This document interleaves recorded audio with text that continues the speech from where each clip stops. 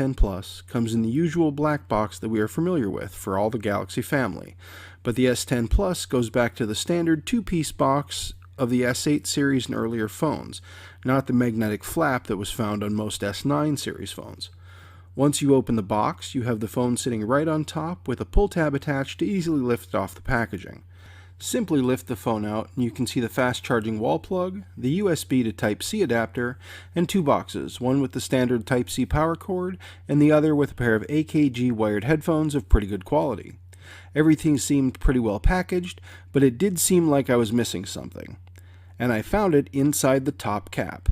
Instead of sitting under the phone like most previous Galaxy phones, the box with all the paperwork was fit tightly into the top cover. The box contained the SIM tray pin, all the usual paperwork like the warranty info, how to create a Samsung account, a quick reference guide, and now it also includes a notice that there's a screen protector already installed on the phone and what to look for if you're looking for a third-party screen protector. Looking at the back of the phone, there's a temporary protection film which peels off easily.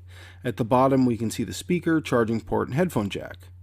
Moving up, we see the 16 megapixel 5-lens camera, and on the very top is the SIM and SD card tray. On the front, you can see the edges of the factory installed screen protector around the dual front cameras, the 10 megapixel selfie cam and an 8 megapixel depth camera.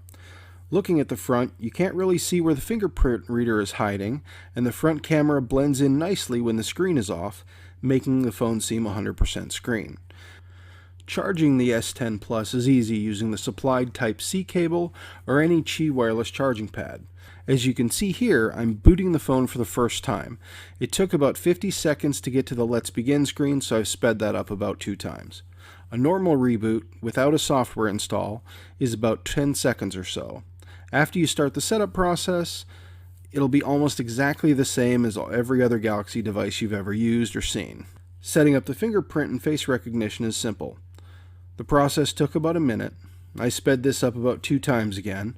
One thing I found is that you need to move your finger around a lot and make sure to get all around the edges, or else you'll get errors when you're trying to use it in normal day-to-day operation. I actually had to delete this fingerprint you're watching me put in and redo it, and since then, when I got all the edges of my finger, it hasn't failed once. I'll go into daily use and functions in a separate video. Before I sign off though, I want to make a quick note about the buying experience on Samsung.com for this unlocked S10 Plus. I went online on the 21st, selected the options, black and 128GB storage. I passed on all the optional accessories except the pre-order gift, the free Galaxy Buds, which I'll review when they actually arrive. I opted to trade my S9 Plus I currently have and got an instant $550 off, so out the door and with no carrier bloatware it costs less than half the retail price. Due in stores on the 8th, my device was on a FedEx truck on the 3rd, sat for 2 days before arriving on the 6th. If you're looking to avoid carrier bloatware apps on your device, I would absolutely recommend getting the unlocked version, and you can do it with monthly payments as long as you have decent credit from Samsung.com. At this point, I would recommend the S10 Plus. It's not perfect, but it